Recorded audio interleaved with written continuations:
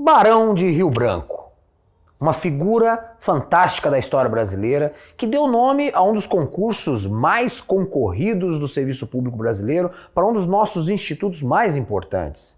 Quem foi? Qual o seu legado? Qual a sua importância? Quer saber mais? Assista esse vídeo do Convergência ES.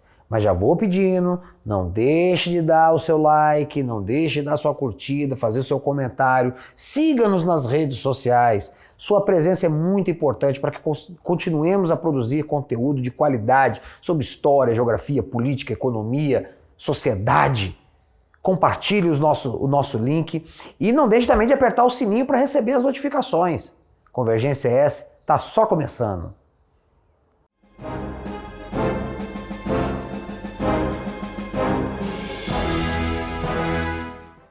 Olá meus amigos, aqui quem fala é o Wellington Calegari e hoje vamos falar sobre o Barão de Rio Branco, uma das grandes figuras, um dos gigantes da história brasileira, não à toa o patrono da nossa política externa, da nossa diplomacia. Quem foi? José Maria da Silva Paranhos Júnior, Barão de Rio Branco. Filho do Visconde do Rio Branco, sobre quem vamos falar em breve também, vamos fazer um vídeo sobre esse que foi um dos grandes estadistas do Segundo Reinado. O Barão nasceu em 1845 no Rio de Janeiro. Era filho de um membro da elite política e burocrática do Império do Brasil e, como tal, teve uma educação de qualidade, né? Estudou no Colégio Dom Pedro II, teve uma educação, uma formação clássica, como era típica dos jovens da época, com ênfase em línguas como o inglês, o francês, latim, grego. Também era um apaixonado por história e isso teve uma grande importância em sua carreira. Formou-se em Direito pela Faculdade de Direito de Recife, em Pernambuco. Na época, você tinha duas faculdades de Direito no Brasil, né? No Largo do São Francisco, em São Paulo, atual USP, e a de Recife, atual Universidade Federal de Pernambuco. E foi lá que se formou José Maria da Silva Paranhos. Também foi jornalista, contribuiu, inclusive foi correspondente da revista Illustration, uma das grandes publicações francesas daquele período. Foi professor de História do próprio Colégio Pedro II e em 1876 ingressou no serviço público como cônsul brasileiro em Liverpool, Inglaterra. Lá na Inglaterra foi o nosso amigo Paranhos. E desempenhou muito bem suas funções diplomáticas ao mesmo tempo em que se aprofundou na pesquisa cartográfica, historiográfica e geográfica do Brasil e dos seus vizinhos aqui da América do Sul. Em 1888, pouco antes da proclamação da República, o imperador Pedro II deu a Paranhos o título de Barão do Rio Branco, em homenagem aos seus serviços prestados ao serviço público do Império, mas também numa referência ao título que era de seu pai, o Visconde do Rio Branco. Pouco tempo depois, infelizmente, no 15 de novembro de 1889, veio a República. Paranhos chegou a escrever ao imperador se deveria servir ao novo regime. Dom Pedro II, com a grandeza que lhe era típica, disse: olha, tudo bem, você foi muito leal, muito fiel, mas agora é hora de servir ao seu país. E o seu país vai precisar muito de você e dos seus conhecimentos. E assim o Barão de Rio Branco continuou a ser cônsul na Inglaterra. O tempo passou, a primeira década da República foi um desastre, um caos, com conflitos internos, como Revolução Federalista, Guerra de Canudos, crise do encilhamento, crise econômica. Externamente, nós tivemos, por sua vez, os problemas de fronteira. Sim, o Brasil ainda não possuía fronteiras claramente definidas com seus vizinhos. E é aí que entra Rio Branco. Uma das primeiras questões foi a questão do território de Palmas, com a Argentina. Um território de aproximadamente 100 mil quilômetros quadrados entre os estados de Santa Catarina, Paraná e Rio Grande do Sul e a fronteira com a Argentina. Uma terra de ninguém, pouco populosa e que era disputada pelos dois países, na verdade, desde o período colonial. Espanha e Portugal já disputavam aquele território. Tratava-se de provar que tratados como o Tratado de Utrecht e outros já haviam determinado que aquele território pertencia a Portugal e, portanto, ao herdeiro do Império Português, que era o Brasil. Mas aí entraria a pesquisa historiográfica, que só um Paranhos tinha. Em 1895, para evitar uma guerra entre os dois países, foi feita uma disputa arbitrada e se escolheu como árbitro dessa disputa o presidente dos Estados Unidos, Grover Cleveland. Ele deveria ver a documentação dos dois países e de forma imparcial decidir. Paranhos foi convocado para a missão. De forma fantástica, provou de A a Z que aquele território pertencia ao Brasil. Vitória do Brasil, que sem disparar um tiro, se apoderou definitivamente de quase 100 mil quilômetros quadrados de território. O Barão de Rio Branco começava assim, em 1894 e 95, a se transformar numa verdadeira celebridade do Brasil republicano. Mas logo em seguida veio uma disputa muito mais pesada, dessa vez com uma potência imperialista, uma potência colonial, a França, a República Francesa. A França dominava a Guiana Francesa, mas se considerava dona também do que hoje nós chamamos o estado do Amapá. Isso mesmo. Tropas francesas chegaram a ocupar aquele território e dizer que era seu.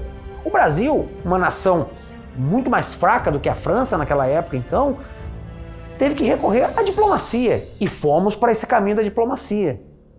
Dessa vez, quem viria a resolver como árbitro da disputa seria o governo da Suíça. E foi diante desse governo que o Barão de Rio Branco e o representante francês apresentaram a documentação. Novamente, Paranhos Rio Branco mostrou sua capacidade e provou documentalmente de A a Z que todo o território ao sul do rio Oiapoque era pertencente ao Brasil. E assim, a França teve que reconhecer a sua derrota e aceitar a posse do Brasil sobre o Amapá. Mais uma vez, sem dar um só tiro, o Brasil adquiriu um vasto território. O povo brasileiro foi a loucura, foi o verdadeiro carnaval do Rio de Janeiro. Rio Branco se tornava cada vez mais famoso. Ele virou uma espécie de guru da nossa política externa, mesmo morando lá no exterior há vários anos. E até mesmo por isso. Essa fama chegou a um ponto que ela teve que ser recompensada. Em 1902, o presidente Rodrigues Alves, um grande presidente sobre o qual já falamos em um outro vídeo, montou um ministério fantástico, um time de notáveis, um ministério técnico, como chamaríamos hoje. E para o Ministério das Relações Exteriores, convidou ninguém mais, ninguém menos que o Barão de Rio Branco. Começava assim a saga de Rio Branco como ministro. E que saga! Ele foi ministro das Relações Exteriores dos governos Rodrigues Alves, Afonso Pena, Nilo Peçanha e Marechal Hermes da Fonseca, até a morte dele, em 1912. Ministro por 10 anos, e nesse período ele revolucionou e consolidou a diplomacia brasileira. Paranhos transformou o Itamaraty, o palácio sede do Ministério das Relações Exteriores, no centro de toda uma doutrina de política externa que tem alguns pressupostos que foram mantidos durante todo o século XX e até o século XXI. Primeiro, que o Brasil não é uma potência imperialista, o Brasil não toma território de ninguém na marra. Somos grandes demais, não precisamos disso, temos 8.511.000 quilômetros quadrados de território. Então o Brasil não faz guerra de conquista. Isso já vinha do período imperial, mas foi mantido no Brasil republicano. Só fazemos guerra de defesa, para defender nossa soberania. E aí chegamos ao segundo ponto. O Brasil é um país soberano que não abre mão de sua soberania por nada. Terceiro ponto, muito antes das nações da Europa decidirem isso na Carta de São Francisco, junto com os Estados Unidos, ou antes ainda na Liga das Nações, o Brasil definiu que resolveria suas disputas de forma amigável, por meio de negociação. E aí chegamos a um terceiro pressuposto, que é o da não interferência nas questões internas de outros países. Quem nos dera o resto do mundo que hoje quer tomar a nossa Amazônia tivesse essa mesma política de não interferência nas questões de outro país. A menos, é claro, quando se trata de questões relacionadas aos direitos humanos, ao direito dos povos. Outro pressuposto, outro parâmetro que Rio Branco estabeleceu foi a nossa diplomacia pró-ocidental. Sim, o Brasil faz parte do hemisfério ocidental, da civilização ocidental e da cultura ocidental. E nessa cultura os Estados Unidos são a potência hegemônica. É Paranhos que começa a parceria Brasil e Estados Unidos, que querendo ou não está aí até hoje. Porque ele gostava dos Estados Unidos? Porque ele achava que os Estados Unidos era bonzinho? Não, porque ele sabia que o século XX seria o século americano e que o Brasil faria muito bem em estar ligado a essa potência que é a potência do seu continente, entretanto preservando sua soberania. Rio Branco também organizou todo o serviço público do Itamaraty. Foi o primeiro a criar um rigoroso sistema de seleção de servidores públicos que faz com que até hoje o nosso Ministério das Relações Exteriores possua talvez um dos melhores quadros técnicos do serviço público ao lado das Forças Armadas. Ele organizou, hierarquizou, criou aquilo que hoje nós chamamos de Instituto Rio Branco. Foi também durante seu ministério que o Brasil teve mais uma disputa territorial, dessa vez com a Bolívia. E aí você vê a prova de fogo da nossa disputa. Você vê a prova de fogo da política externa, da filosofia da política externa brasileira. Mesmo em disputa com uma nação mais fraca, mais pobre, não usamos a força bruta. Para quem não sabe, a questão do Acre foi o seguinte: um território na Amazônia, rico em recursos naturais, na época principalmente borracha, foi ocupado por vários e vários poceiros brasileiros, embora também interessasse a multinacionais do mundo inteiro. O governo boliviano começou a oprimir aqueles brasileiros, que então se revoltaram. Na época o povo não era igual hoje, tão pacato e passivo. Plácido de Castro, um brasileiro, liderou uma revolta dos brasileiros que já eram maioria da população daquele território. Eles chegaram a criar uma república, a República do Acre. Mas o que eles queriam mesmo era fazer parte do Brasil e fizeram esse convite: Brasil, faça com que o Acre seja membro do seu território. Isso colocou a gente numa sinuca de bico. Rio Branco tinha como questão que não podia tomar o território de outro país, mesmo a favor de uma causa justa, que era a causa dos brasileiros. Por outro lado, abandonar os brasileiros à própria sorte e a possíveis retaliações seria uma covardia. Mais uma vez, então, entra o bom senso da negociação diplomática. Força sim, mas negociação sempre. E nós conseguimos. O território do Acre foi incorporado ao Brasil. O Brasil indenizou a Bolívia com um valor significativo de milhões de dólares. Ao mesmo tempo, se comprometeu e construiu uma ferrovia, a Madeira-Maimoré, ligando o território da Bolívia ao litoral. Para quem não sabe, a Bolívia não possui litoral.